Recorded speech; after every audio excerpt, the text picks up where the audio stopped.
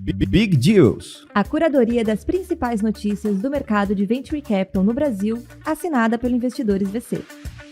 Olá pessoal, sejam muito bem-vindos novamente. Este é o Big Deals, o podcast que reúne as principais notícias da semana do Venture Capital do nosso ecossistema brasileiro de startups. Meu nome é Amuri Pinho, sou fundador do Investidores VC. Ao meu lado está Cauê Calas na edição vídeos, câmeras e som. E ao meu lado, Ana Flávia, nossa head de comunicação e dona desse conteúdo aqui, das nossas pautas, que está sempre aqui coordenando tudo que é relacionado a vídeo, audiovisuais, comunicações, textos, blog posts, posts nas redes sociais, engajamento, todos os comentários que vocês mandam, você sabe, caem aqui. Então, bom dia, Aninha. Bom dia, Muri. Bom dia a todos os nossos ouvintes. Bom ter você de volta aqui. Na semana passada você estava no Fundadores VC. Tô com saudade. Entregando conteúdo para os founders e agora estamos aqui para contar todas as notícias para vocês. Fiquem até o final porque tem muita notícia boa essa semana. Agora são 8 horas e 14 minutos. Repita. 8 horas e 14. Big Deals está no ar.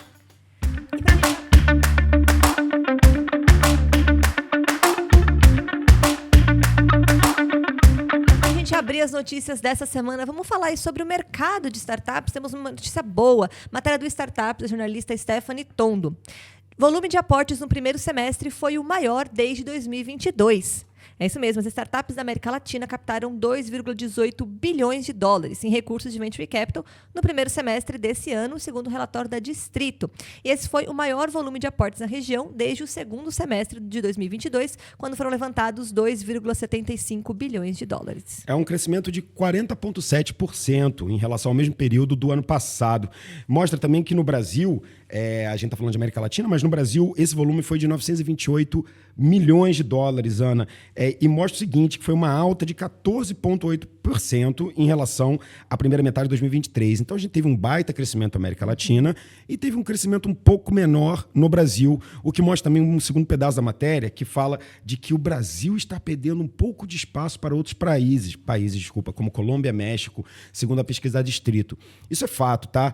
Muitos investidores posicionados ali, até em Miami, etc., fazem muito investimento nesses latinos americanos entre México e Colômbia. Funciona muito ali, inclusive grandes startups como Rappi, etc., vieram da Colômbia. Colômbia, por algum motivo, eu nunca fui a fundo experimentar ou talvez pesquisar isso, mas é um celeiro de grandes startups latino-americanizadas, entendeu? Eles exportam muita coisa. Agora, vale a gente entender também que eles fizeram uma comparação mostrando que esse semestre, comparado com o semestre anterior, teve uma redução de 25,6%. Mas a gente já explica isso aqui também, né, Aninha? A gente sabe que o segundo semestre no Venture Capital sempre mais aquecido. Então, estou trazendo uma provocação aqui, tá? Se no ano passado a gente fez 1,25 bilhões de dólares no segundo semestre, eu estou estimando aqui que a gente vai fazer entre 1,6 e 1,7 bilhões, já fazendo um segundo melhor semestre desde 2022, tá? Isso já é uma estimativa, só peguei o crescimento de primeiro semestre versus primeiro semestre, projetei um pouquinho para o segundo. Eu acho que além da gente ter esse ganho de segundo semestre, o ano está tendenciando essa melhoria no final. Então é isso, os mercados que estão chamando mais atenção aqui, segundo a matéria, é uma recuperação no late stage, rodadas um pouco maiores, por isso que o cheque médio subiu para 3,5 milhões de dólares, mas sim, ainda continua um grande protagonismo em fintechs que estão carregando o principal aporte no Brasil. E agora vamos falar de rodada de investimento. Vamos falar do segmento de EdTech, matéria da PEG, da jornalista Luana de Andrade. Realize EdTech de produção de conteúdo EAD levanta 1,4 milhão de reais com investidores VC. A Realize, uma EdTech voltada para a produção de conteúdos para ensino à distância, acabou de anunciar a conclusão da sua primeira rodada de investimento. A startup levantou 1,45 milhão de reais em uma captação liderada por investidores VC. A rodada foi concluída em menos de 2 meses e contou com a participação de 48 investidores aqui do pool. A gente fez uma super rodada aqui, foi super legal. A founder, Isabela, o time tão próximos e tão conectados com o nosso jeito de investir. Estão vindo para São Paulo, era um time remoto, ela morava em Portugal, estão agora no Brasil, então fizeram toda essa movimentação durante a rodada, isso foi muito legal de ver. E a real é que a gente, Aninha, dá muitas notícias aqui sobre EdTech, sobre fintech, sobre esse mercado de educação. E muitas vezes a gente sempre puxa um pouco a sardinha, que eu acho que é o nosso papel, quando a gente traz coisas com uma pegada ESG, com uma pegada de transformação de meio ambiente, a gente sempre puxa isso bastante aqui no Big Deals. E eu acredito muito nesse papel da Realize também, Eu acho que a Realize tem um papel fundamental no EAD, que tem um papel fundamental na educação no Brasil. Então, se o EAD, depois da pandemia, se mostrou como uma grande solução de democratizar esse acesso ao capital, qual foi o problema que veio depois disso? Porque vem um problema depois disso. Sim. Entreguei EAD para um monte de gente. E depois disso? Rapaz, será que as pessoas estão consumindo o curso? Esses cursos EAD estão fazendo a diferença na vida profissional desse cara? A Realize chega para resolver um pedaço dessa história, porque faltava uma ferramenta que realmente auxiliasse as instituições que fazem esses EADs a criar, gerenciar os seus próprios conteúdos do jeito certo, criando cada vez mais engajamento, cada vez mais aderência desse profissional. Então, o que eles fazem no final é ajudar a oferecer um conteúdo dinâmico, de alto engajamento, que traz não só essa revisitação do conteúdo procurando essa otimização, mas automatizar esse processo de ter que gerenciar o conteúdo enviado ao professor, o aluno dando seus feedbacks e a instituição tendo que coordenar tudo isso. Então, eles contribuem de forma inteligente para a melhoria contínua desse conteúdo EAD, que é tão importante. Eles desenvolveram essa ferramenta de ponta a ponta que auxilia no processo produtivo do EAD, que antes era só uma instituição de ensino, mas agora precisa ter conteúdo multimídia adaptado para o celular, com comentários, com engajamento, com hiperlinks, com vídeos, com multimídia. O professor, ele sabe onde está isso, ele sabe o que fazer, mas o professor não sabe HTML, deixar bonitinho, botar animação. Uma plataforma era necessária. Então, é como se a Realize fosse esteroides, complementos a esse EAD que várias instituições fizeram e estão transformando a educação brasileira. Para a gente, uma excelente rodada, uma excelente oportunidade de voltar a EAD, a EdTechs, né? Que nosso último investimento tinha sido na Gama Academy, que a gente teve um exit. E eu acho, se você me avisou, a gente tem um áudio, inclusive, da Isabela aqui, né? Puxa pra gente. Temos sim, a Isa mandou aqui. Comenta aí. Captar com o IVC foi desafiador, é um processo bem criterioso. A jornada de captação em geral é desafiadora, exige muito dos founders, é desgastante, mas ter feito com investidores VC foi a melhor decisão para a Realize, porque apesar de todos os desafios naturais de uma captação, o processo do IVC é extremamente organizado, é fluido e muito bem estruturado. O suporte que nós tivemos de toda a equipe foi impecável o tempo todo. E com isso, com esse suporte, com a transparência, com a clareza em cada etapa do processo, eles conseguem aliviar boa parte dessa pressão que a gente sente enquanto está captando. E isso fez toda a diferença para a gente, porque quando a gente se sente seguro, fica mais fácil fazer o trabalho difícil. Agora a gente está super animado para realizar todas as ações que estão no nosso planejamento e cada vez mais fortalecer o nosso propósito de viabilizar a produção de conteúdo EAD de qualidade. E é isso, parabéns Isa, parabéns todo o time da Realize, que também participou de Fundadores VC, também a gente estava comentando aí semana passada, né? Eles participaram de uma turma aqui, eles fizeram a lição de casa aí na jornada de captação e agora tem aí os próximos passos para a gente continuar acompanhando por aqui. Muito legal, mais uma startup que participa do nosso programa de formar esses fundadores para captarem a próxima rodada. Participaram da turma 2, se eu não me engano, né? Foi. E aí captaram com a gente, acho que 6 a 9 meses depois disso, ou seja, seguiram o nosso playbook. Bem-vinda, Realize. É isso. E agora a gente vai seguir aqui nas notícias e vamos falar sempre desse momento, né? Inteligência artificial sempre tem que ter uma pintadinha aqui no Big Deal, senão não estamos falando das notícias aí de mercado de tecnologia. Matéria do Startups da jornalista Stephanie Tondo. Avra capta $2 milhões para solução de IA que modela riscos de PMS. Fundada aí por uma veterana do mercado financeiro e um prodígio da tecnologia, a Avra, uma startup de inteligência artificial, chegou no mercado para resolver uma dor das grandes corporações: a dificuldade de modelar o perfil de risco de pequenas e médias empresas. E de olho aí nesse mercado, eles acabaram de levantar $2 milhões em uma rodada seed liderada por Maya Capital e com investidores de peso como North Ventures e Sequoia Scout. Pois é, eles conversaram com vários grupos que estavam procurando em AI soluções semelhantes. Semana passada teve o exit da Hyperplane para a Nubank, né?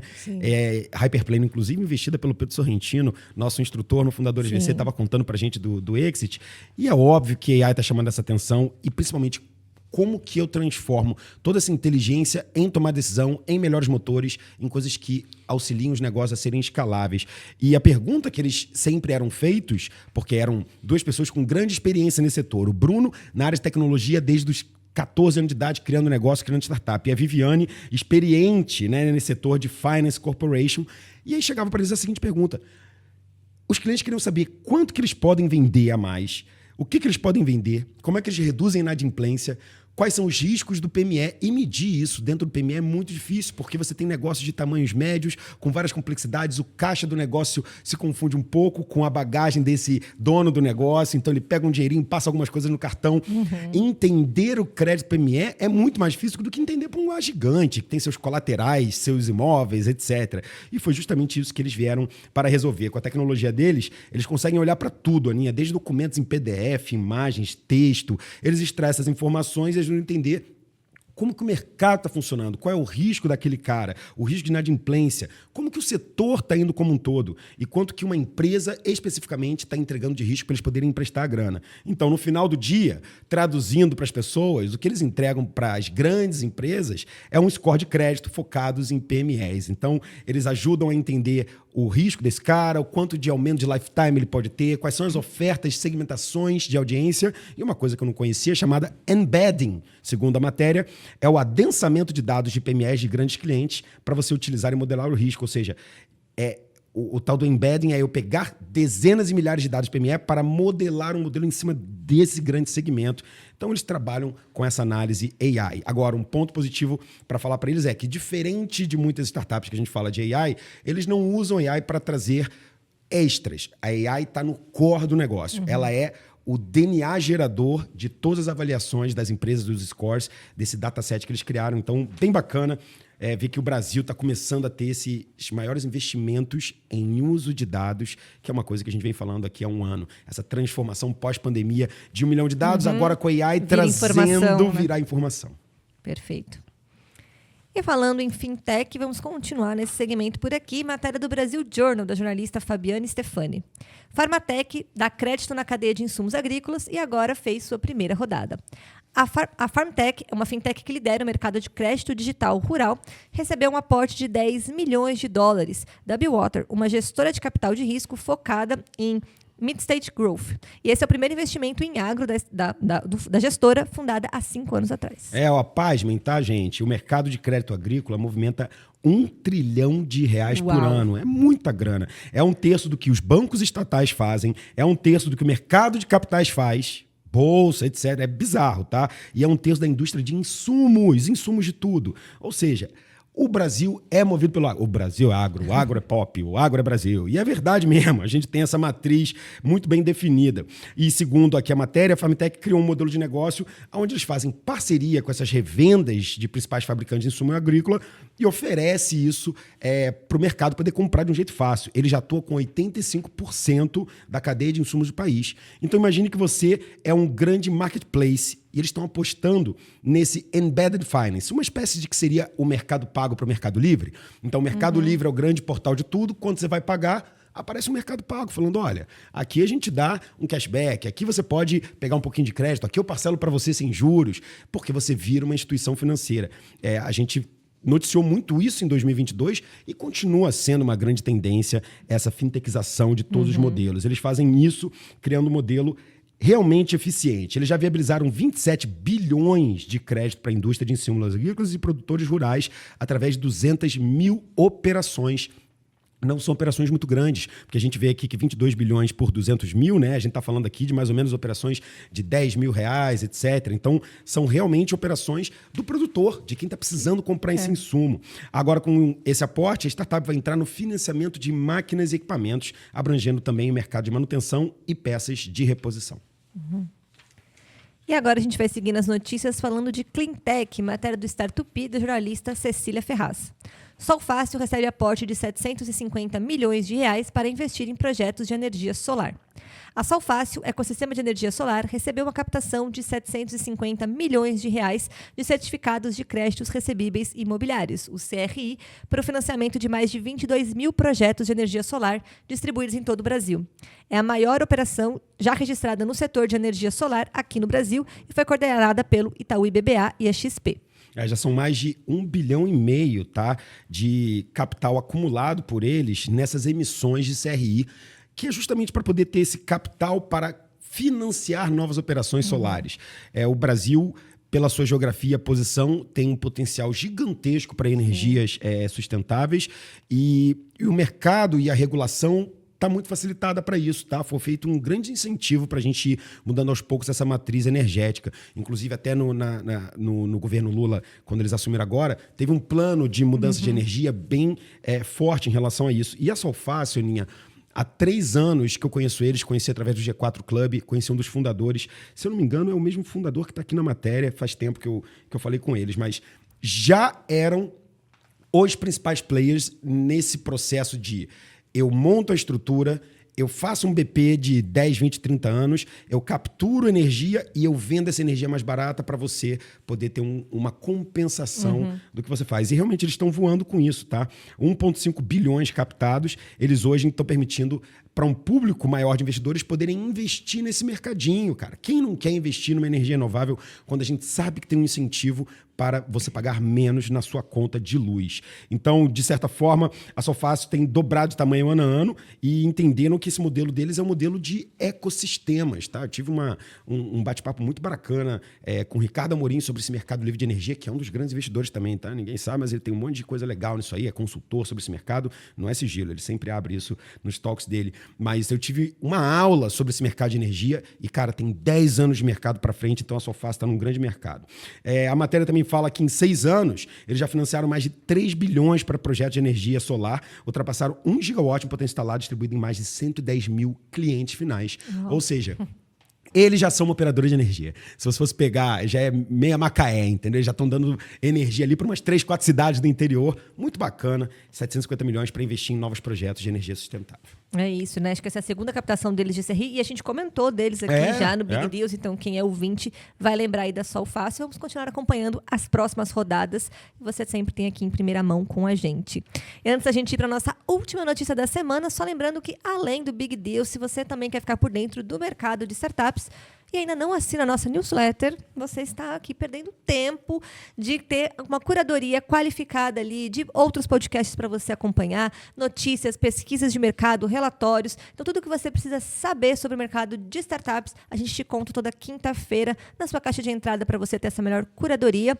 O link está sempre na descrição aqui, é gratuito, a gente não faz spam, é só conteúdo de qualidade para você continuar acompanhando por aqui. Eu até aceito você perder tempo com os memes da internet, tá? Mas você não perder tempo com conteúdo que te informa, escrito por ela.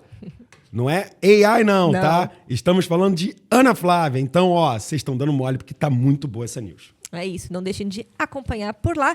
E agora vamos falar da última notícia sobre um novo fundo de investimento. Matéria do Startups, da jornalista Stephanie Tondo. Verve, fundo vai investir 10 milhões de dólares em startups made in Brasil. Quando criou seu primeiro fundo, a Verve Capital tinha o objetivo de ser agnóstica, inclusive na geografia. Já a gestora assinou cheques early stage no mundo todo, incluindo Ásia e Europa, mas percebeu aí que teria que voltar para dentro de casa. Em meio a uma nova captação para o seu segundo fundo, os sócios da gestora, Marcelo Franco e Gabriel Farmi, contam que o foco agora está nas empresas brasileiras. Eles estão adotando um posicionamento de micro VC, tentando pegar deals um pouco mais early stages, e eu acho que faz sentido. Na verdade, o que a gente faz, mas sem ter fundo. O maior dos problemas é que você tem que tentar ancorar isso dentro de uma forma que o fundo fique viabilizado, com taxas de administrações, performance, etc.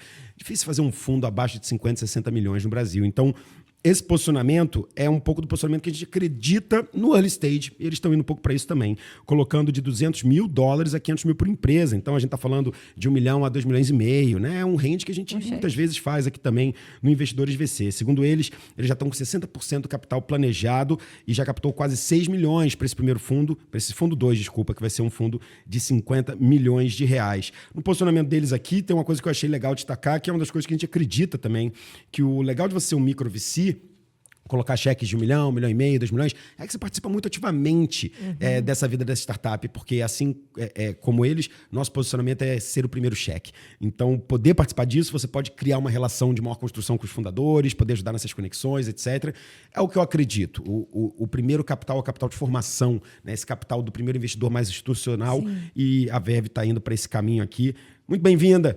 A gente gosta muito desse mercado. Parabéns pelo segundo fundo. Bacana ver que o foco agora está no Brasil, mais dinheiro para nossas startups. É isso, mais dinheiro para nossas startups e mais deals aqui para você acompanhar junto com a gente. Essas foram as nossas notícias da semana. Lembrando que também no nosso Instagram a gente deixa o carrossel lá com elas completas. E no nosso link da bio você consegue ler todas as notícias completas que a gente comentou por aqui. Então não deixe de seguir a gente, @investidoresvc. Estamos em todas as plataformas e esperamos você por lá.